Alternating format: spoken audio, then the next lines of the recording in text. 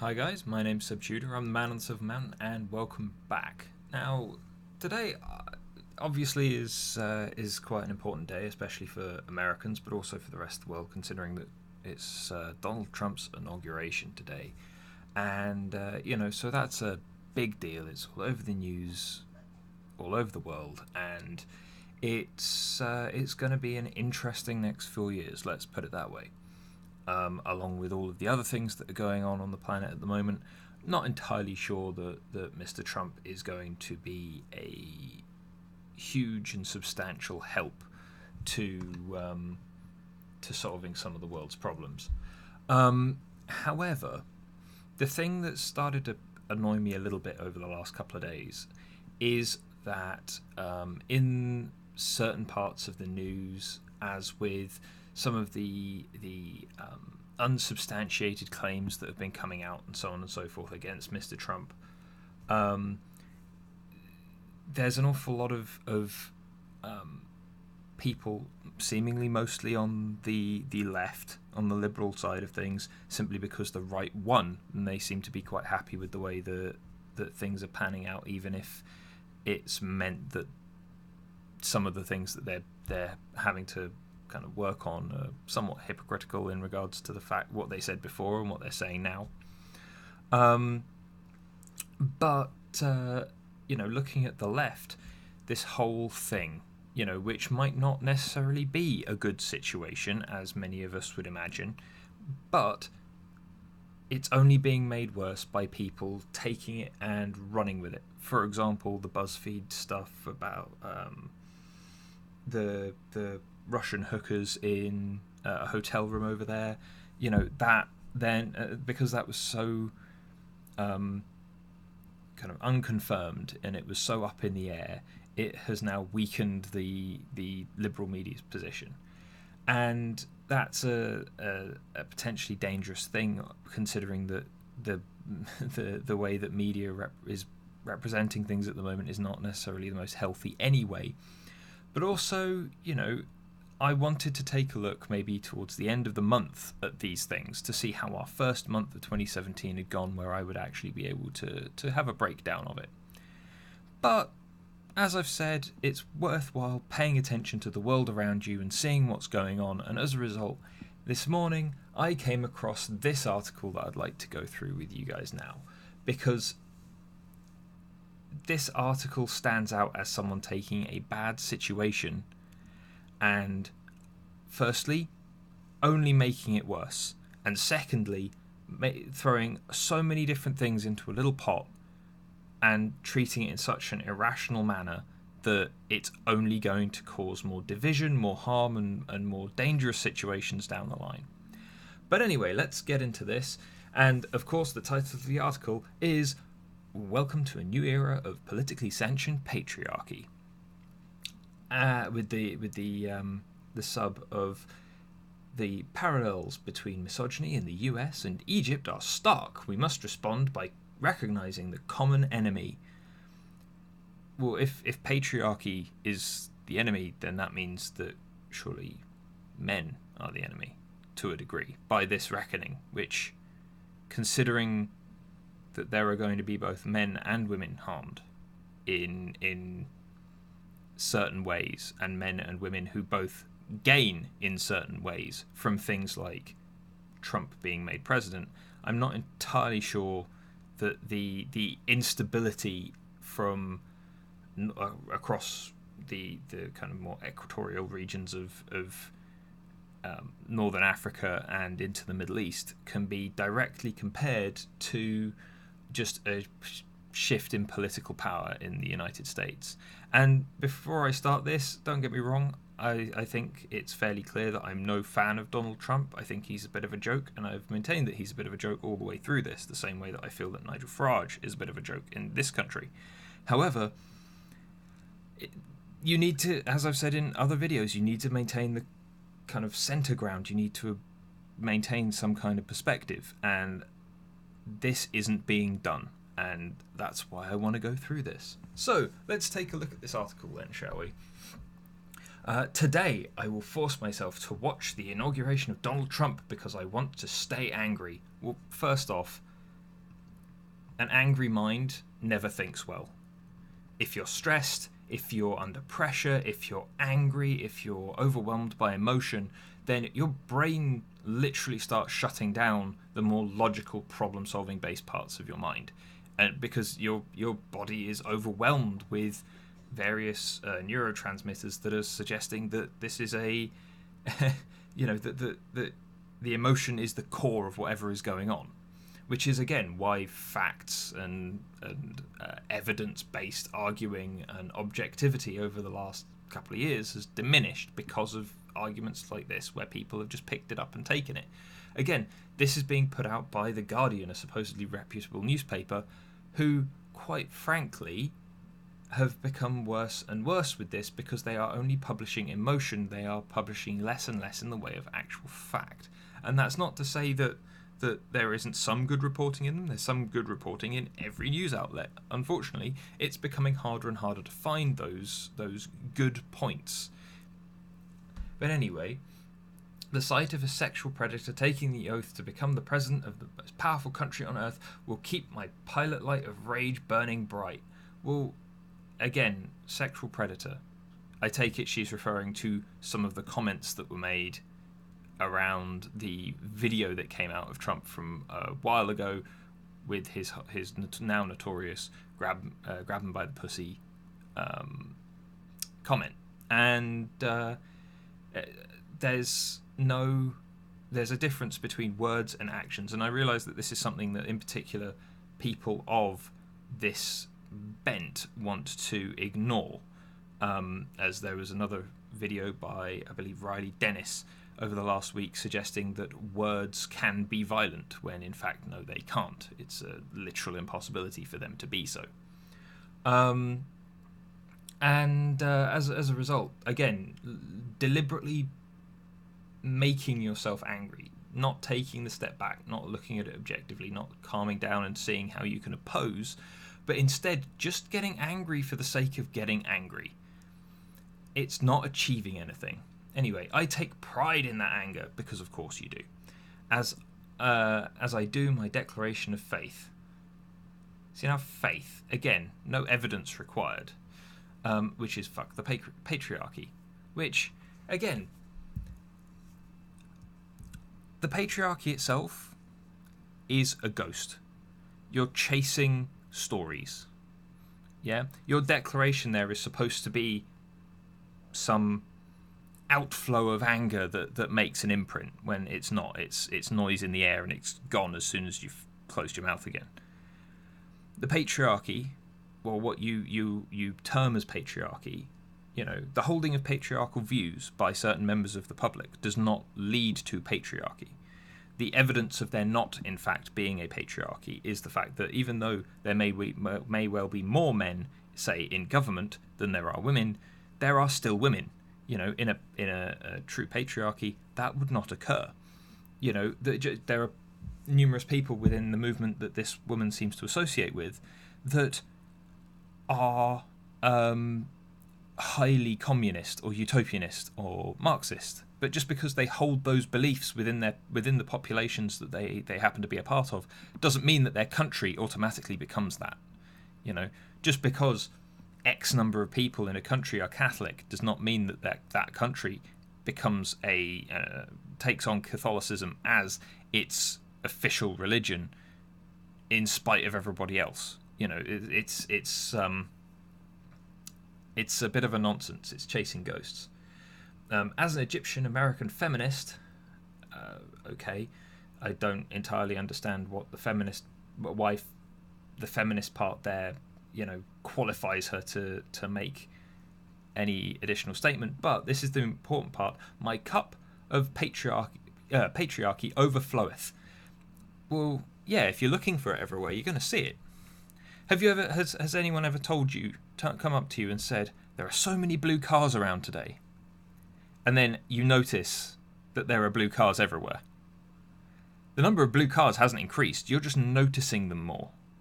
Or you're making a point of seeing them.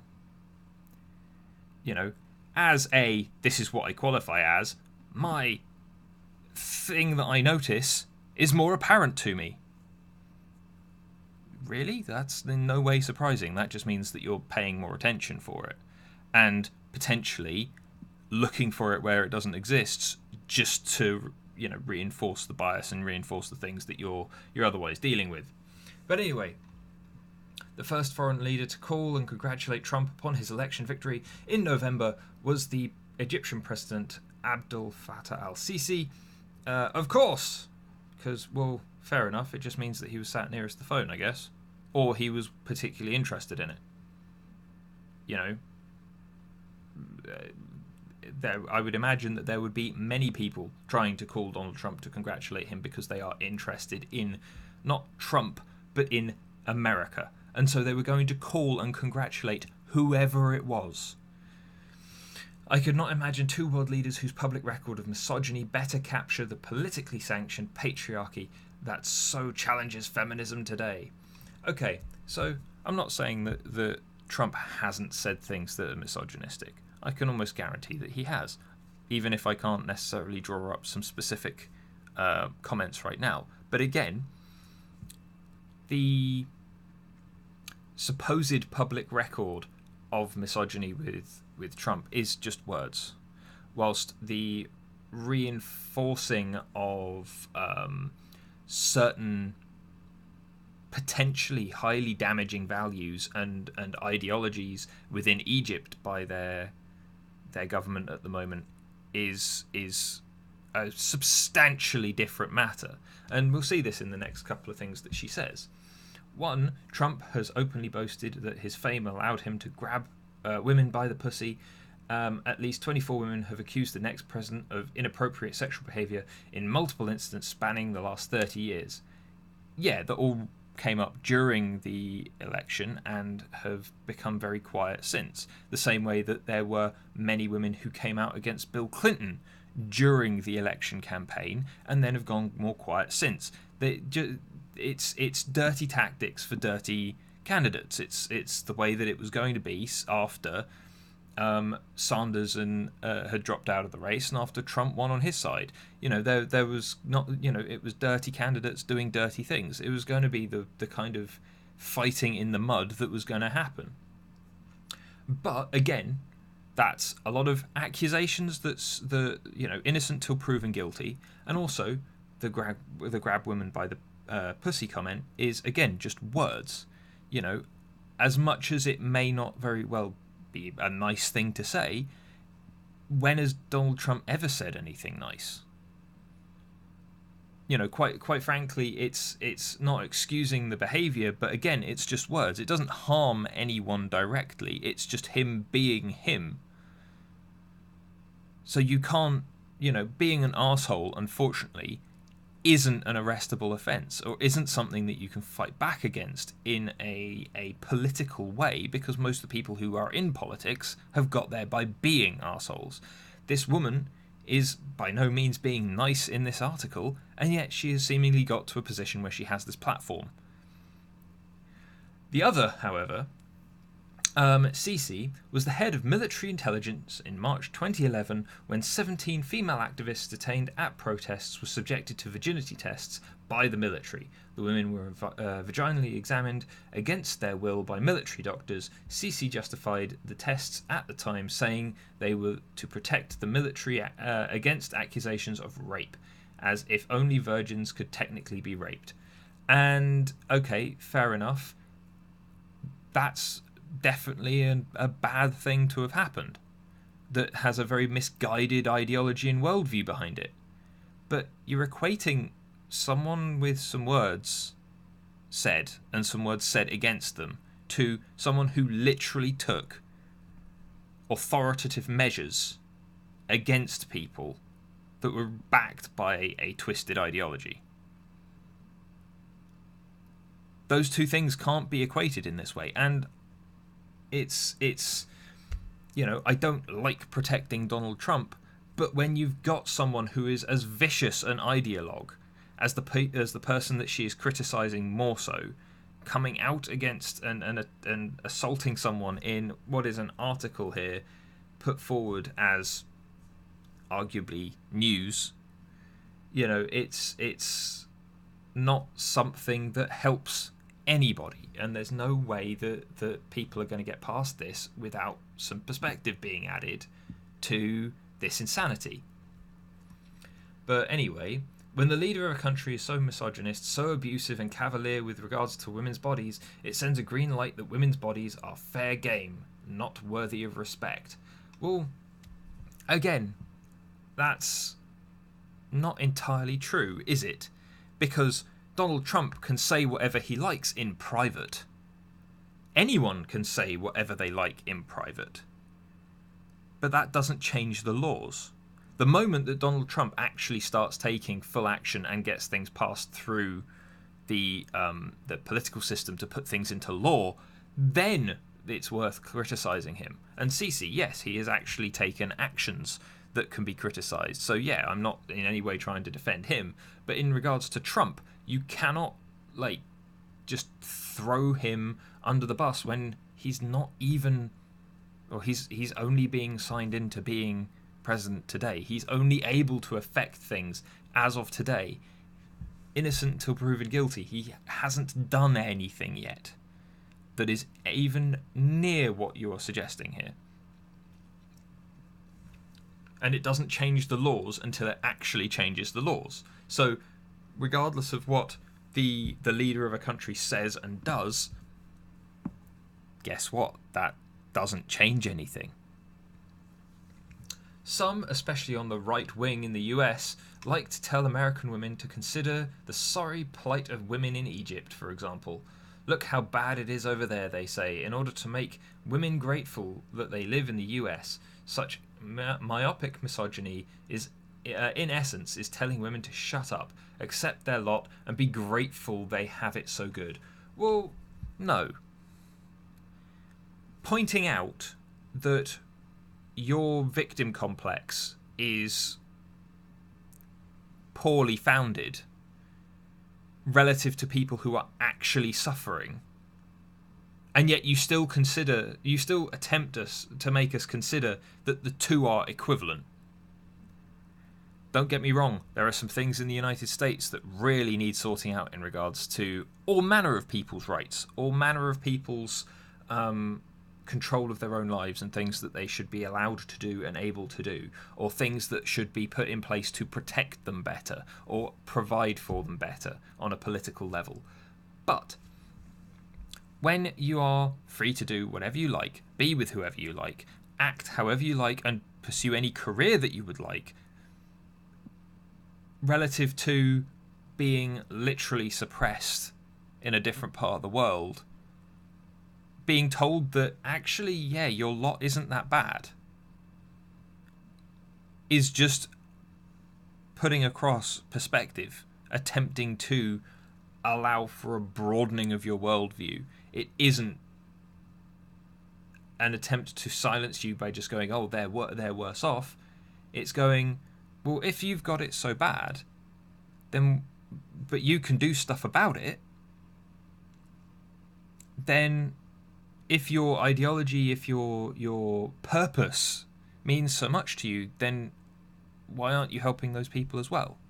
And yes, there are people who use it just to silence, but there are an awful lot of people who are pointing these things out because the people that are making all the noise in America aren't considering them. The people in America, Canada, even in the UK, they're raising all of these issues, but they're not actively working towards goals for anybody. They're just making noise, and they're not kind of opening their worldview up to take on the good and the bad so that they can address it. Some, especially among those who deny misogyny in Egypt, like to tell Egyptian women to consider the realities of women's lives in the US, for example. They still have not elected a woman as president, they say, to make them realise that the US isn't that much better than Egypt. Such denial of misogyny, in essence, is telling women to shut up and accept their lot because it's shit everywhere. Well, again, this is a slightly slanted thing that you've put across here, because if they're suggesting it's shit everywhere, then yeah, they are attempting to silence. Fair enough. But at the same time, the reason that one of the things that you've just said there, oh, they've still not elected a woman as president. Well, that doesn't matter. It genuinely doesn't matter, and I see that being more a reason a comment put forward by the author of this article than someone that she has heard say this to another woman, the man or whoever else saying this to another woman, because you don't. A truly egalitarian society, one that has equality across people, across its entire populace, isn't going to elect someone purely based on what they have between their legs. They're going to elect the person that is best for the job, who appeals to the most people. Yes, are our political systems in the West flawed, and could they be improved? Without a doubt. There's always room for some kind of improvement. But here, I don't doubt the first sentence, that there are people in Egypt that point to other parts of the world and go, look how terrible that place is. Yeah? But I don't think the reason would be they haven't even elected a woman yet as their leader. I think the reason the reason that I would assume that I've briefly heard myself being said is more along the lines of, look at how hedonistic and corrupt and evil they are, and they're all going to hell, and it's going to be a horrific place, because it's an ideological discussion here, one between a very secular ideology, which is to a degree, which is the United States political system, one of which is the feminist ideology as held by the writer, and one of which is the highly religious ideology as held by the mainly kind of Muslim end of things, conservative Muslim end of things in Egypt. So the first and the last sentence, I don't necessarily doubt those. But the reason that they give, oh, they haven't elected a female president yet. Well, I don't. That's the author having a dig. That doesn't make sense in the paragraph that she's put it in. But anyway, then Trump happened, and before him, Sisi happened. So she's got her targets well zoned in on. And as 2014 election results from Egypt and 2016 results from the United States reminded us, they happened with a lot of women who voted for those two misogynists in chief. Gratitude and acceptance be damned. Well, no, hold on.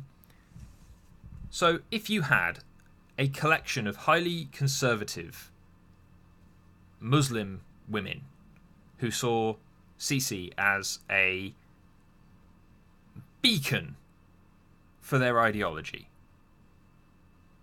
then why wouldn't they vote for him? Those women in the US that see the values that Trump got behind, and the fact that he was a highly populist, anti-establishment candidate to one degree or another, even though that may be proving somewhat false now, why wouldn't they get behind him? There are lots of people that would have voted for Bernie Sanders who moved towards Trump simply because he wasn't a standout career politician. There were an awful lot of to's and fro's in these situations. And the gratitude and acceptance be damned. Oh, there are lots of women that did this. Oh, they must all essentially be traitors. Well, no, that's a substantial amount of accusations to throw with a non-existent amount of empathy there. There's a difference between, say, the discussion over global warming, where there is an accurate truth and falsehood to certain things that people say. But in regards to who you feel is the best leader for your country, there may be information that is factual in regards to economic figures and statistics and so on and so forth that reinforce one candidate over another.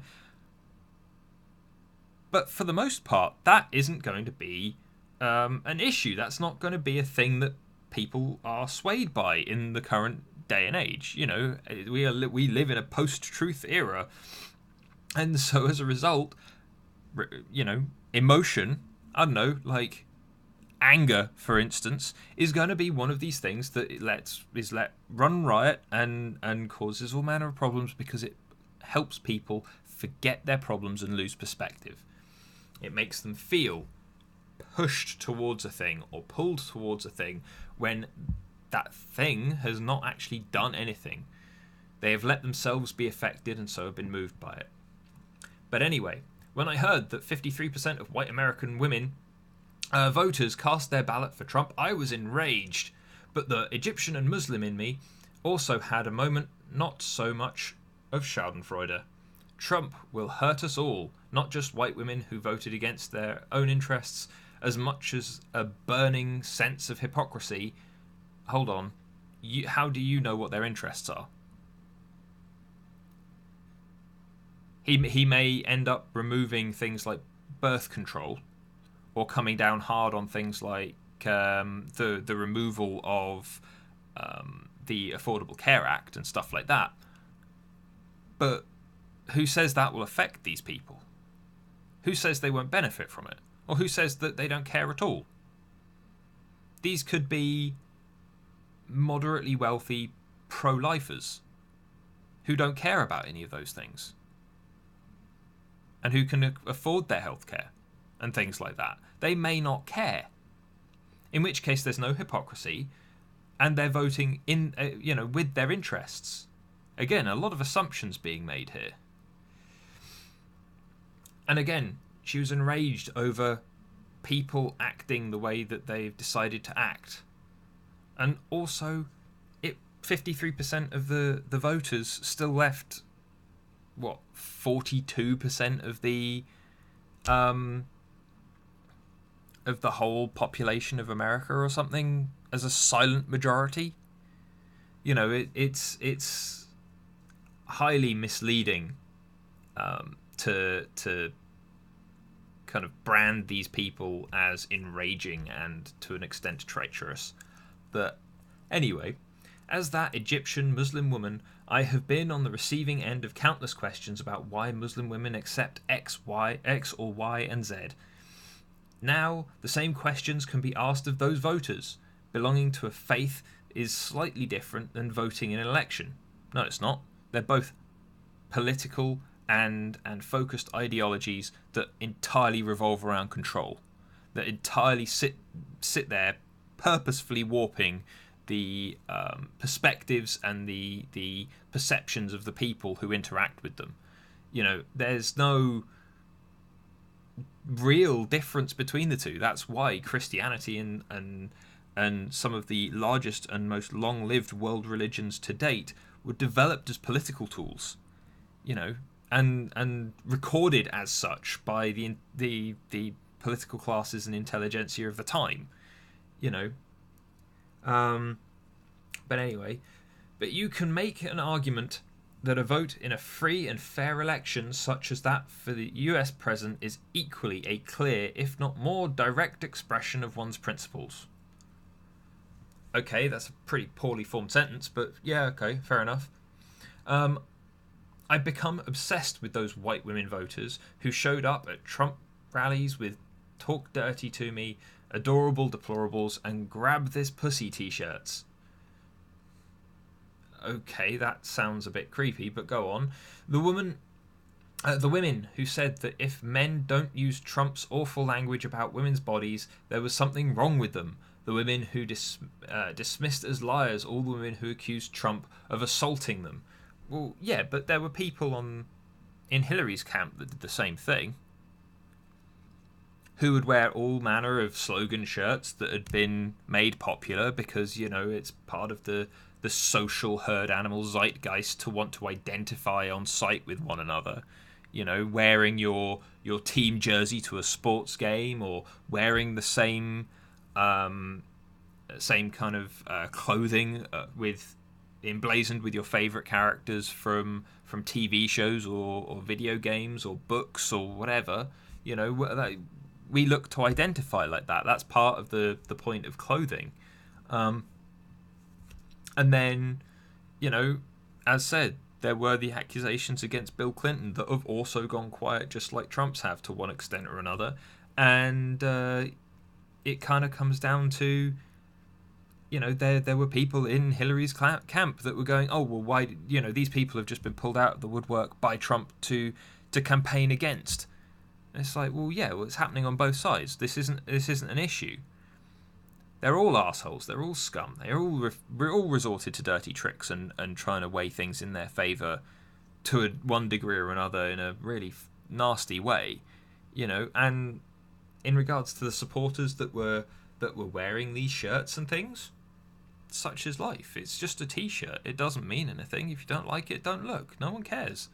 You're obsessed with them because you've let yourself become obsessed with them. There's nothing else here to really discuss. But anyway, those white women Trump voters allowed their race to trump their gender.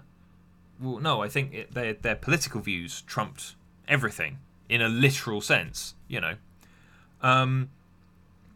But, just because you've got a vagina and they've got a vagina doesn't mean that they owe you any kind of fealty or allegiance. They're all their own people. You can't start making assumptions about what trumped what. Each one of those voters made their decision for potentially an entirely different reason, and you'll never know, you'll never be able to gain all of that information to know what all of those reasons were.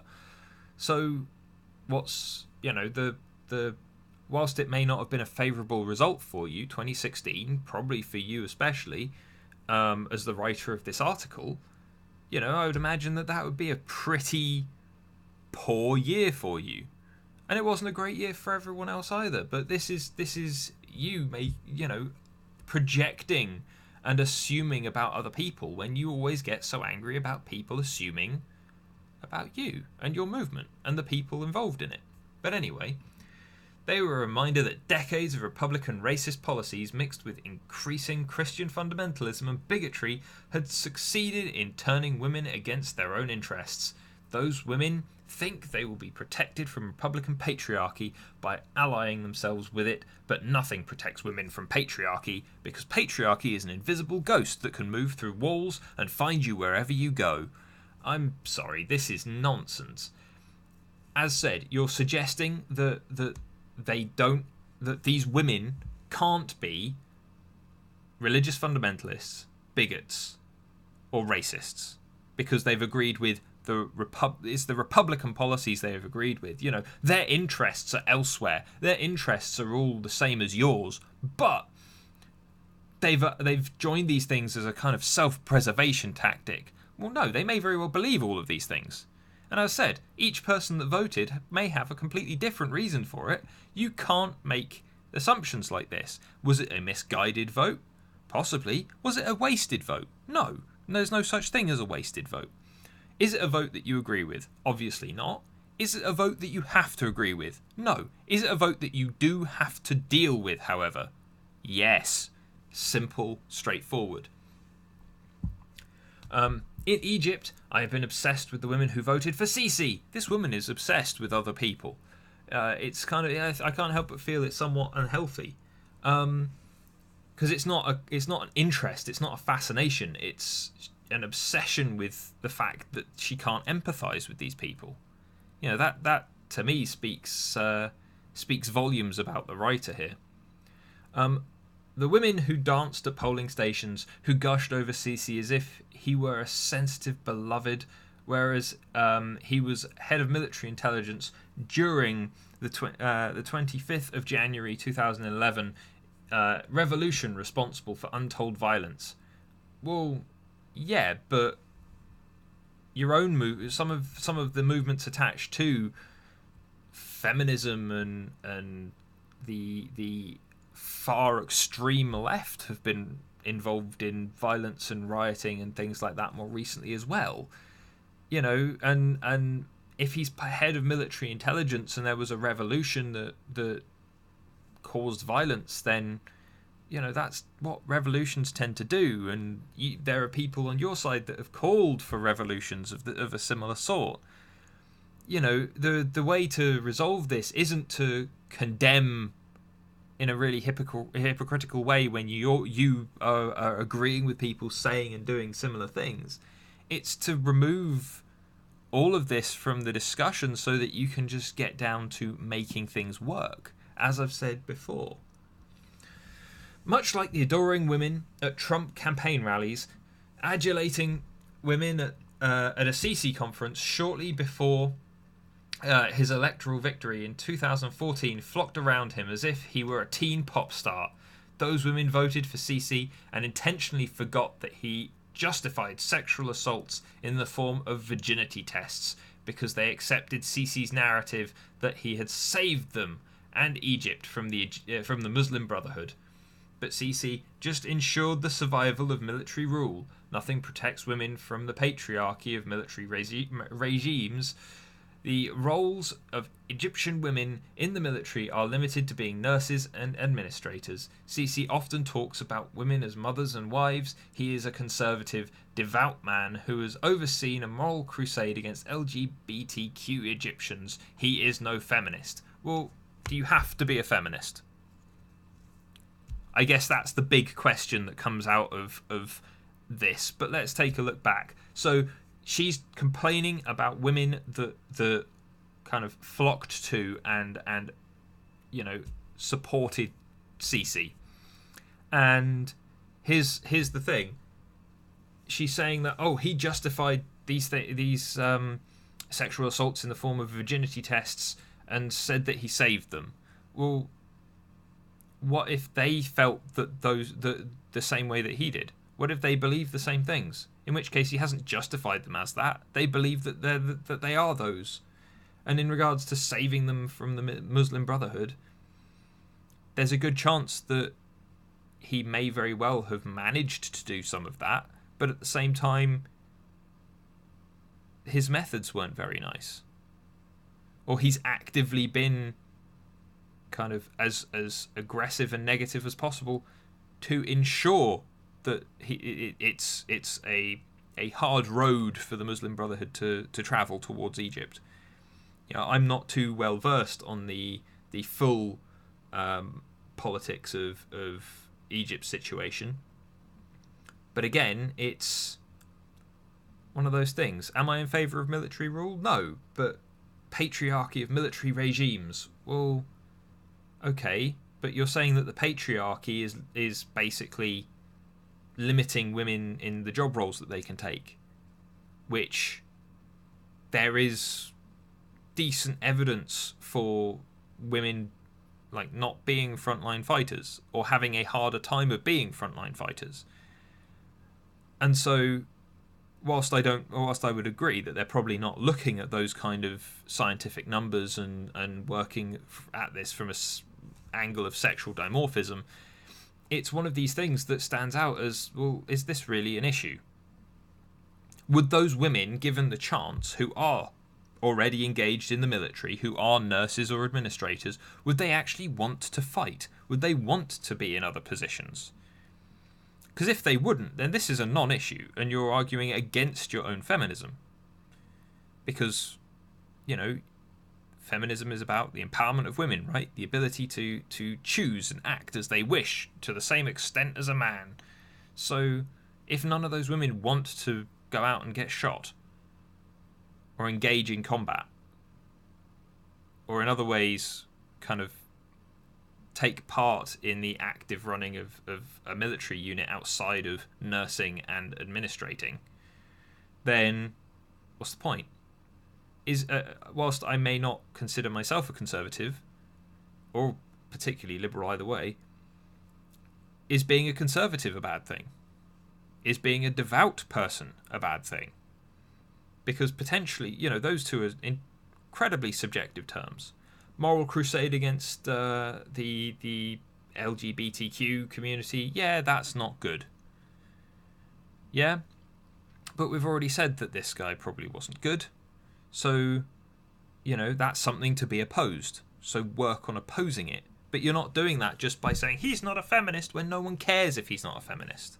Because being a feminist is a completely non-issue in the grander world. It's just another label that you're attaching to a person. the same way that you've also called him a devout man and a conservative man. There are going to be people that like those as descriptors. You know, it's so subjective and it's so fluffy that you're not going to get anything from it. So again, do you need to be a feminist? I'd say no. Do you even need to be an egalitarian, as I would consider myself to be? Also, no. You don't need to be anything in this world. You don't need to conscribe yourself to any ideology. You don't need to conscribe yourself to any label. You can just be you. And so the being a feminist bit doesn't, it carries no weight. It still doesn't matter. But anyway, we're nearly done here, guys.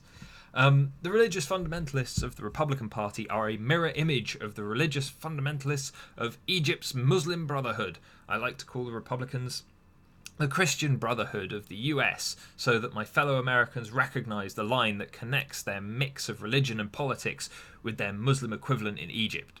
Well, yeah, but whilst I'm no fan of religion at all, and yeah, there are some substantial parallels to be drawn between the two.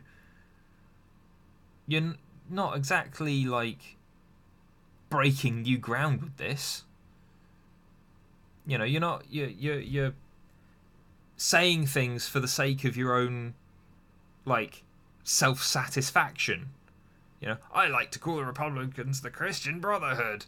Well, yeah, okay, that's like saying that you disagree with a woman being able to choose her own last name, and so you always call her by her husband's last name because it doesn't add up with you, and so you're just going to say things and annoy people and for your own self-satisfaction.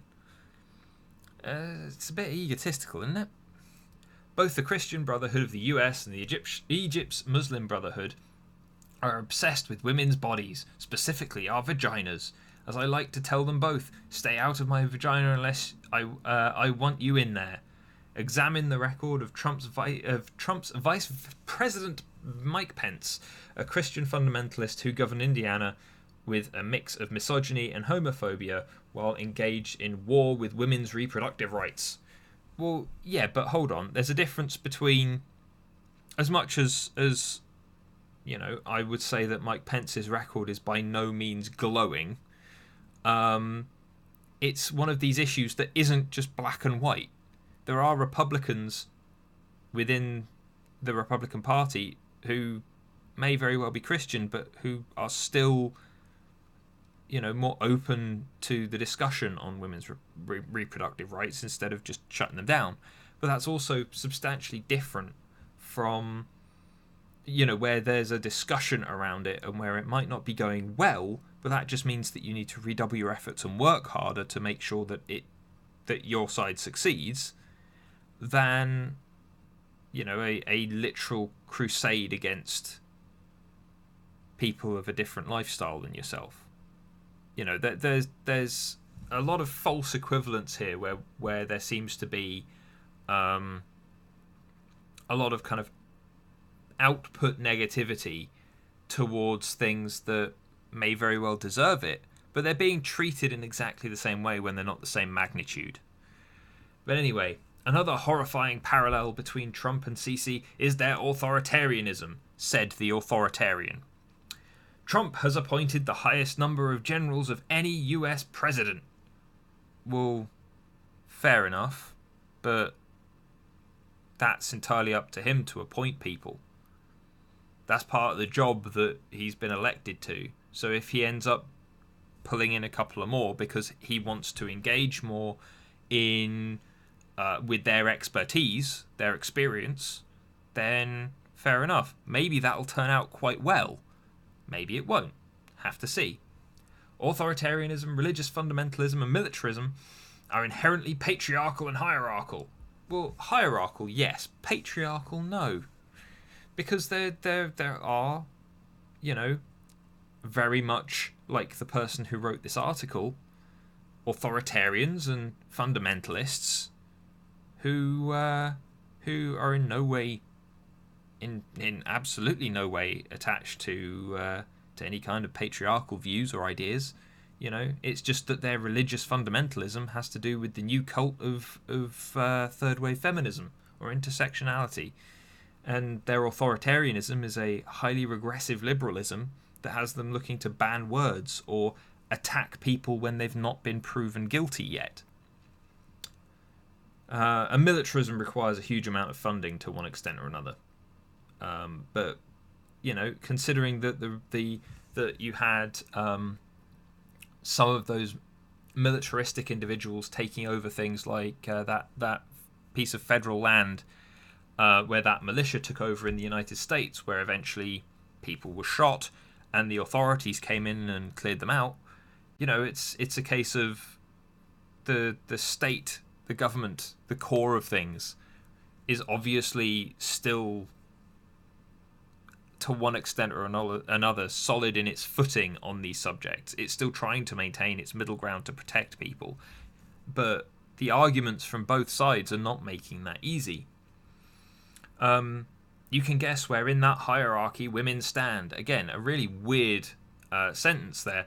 But, actually, in Sisi's government, considering the Muslim leaning of the country, and so on and so forth, you can imagine that women, for the most part, are further down in the ladder. Whilst in the United States, you got women in government. You've got Trump even appointing women in government that seem completely unqualified, even. They've done really well to get there by not having any qualifications or knowledge of what they're doing, kind of like Trump. You've got women running huge kind of Fortune 500 companies, at the tops of their field in various areas of science and technology. Again, in spite of what you're suggesting as authoritarian fundamental fundamentalism and kind of a more militaristic attitude within the United States, the women are still fairly well spread throughout the whole hierarchy. There's not as much. Again, there's a false equivalence here between a lot of these things that are being put forward. But challenging this hierarchy is 2017's Crusade, a religious war. Slightly contradictory language to use, I think, maybe. The war will be waged most effectively by recognizing the global sisterhood of the oppressed and knowing that our battles are local. That is how we will defeat this era of politically sanctioned patriarchy. Okay, again, fighting ghosts in some holy crusade where only women, this supposed global sisterhood, where women have to swear allegiance to other women. Forget individuality, forget being able to choose your own path, or all of the things that were fought for by the second wave of feminism or the first wave of feminism or the proto-feminists from before that in regards to like early suffrage and things. All of those achievements that got written into law and developed and worked on, those all need to be forgotten so that they can launch their own, so that modern day feminists can launch their own holy war as a sisterhood of allied Templars against the politically sanctioned patriarchy that doesn't exist, because patriarchy is a governing system that unfortunately isn't in place in these countries necessarily. She's suggested that both Sisi and Trump were voted in this article by itself, which means that the governing system in both countries are democracies, and they, as said, there's probably room for improvement on these things, but they're not patriarchies. As said, certain people, which for the most part do not include a vast majority of people, holding patriarchal views as some of their makeup, does not turn the entire country patriarchal. But anyway, I saw this today, and as I was flicking through the various news sites that I usually just zip back and forth between, And it stood out to me as this is what was wrong with last year. This is why we ended up with terrible results politically and in the world at large, in relations between places and relations between people. And it's these kind of arguments, these kind of discussions that are just all based on negative emotion, all based on swirling hatred of people that you don't want to understand. Yeah? Like, do I agree with a Trump voter when they voted for Trump? Or do I agree with someone who voted for Brexit in the UK? No, I can't say I do. Not in the slightest. Can I understand why they would vote that way? Yes. Were the platforms for either group wholly negative? No.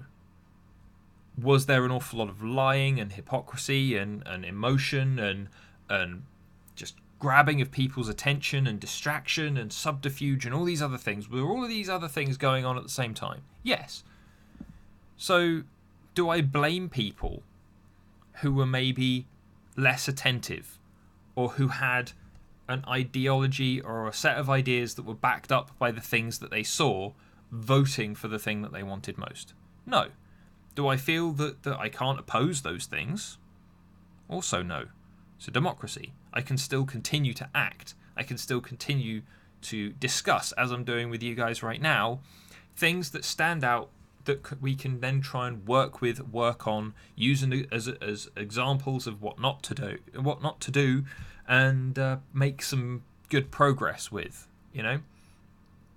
But anyway, I wanted to put this out. As said, firstly, well done to Mr. Trump, or soon to be President Donald, and we'll see how things pan out with him, especially over the next few days as he kicks off his reign of we'll see if it's terror or not.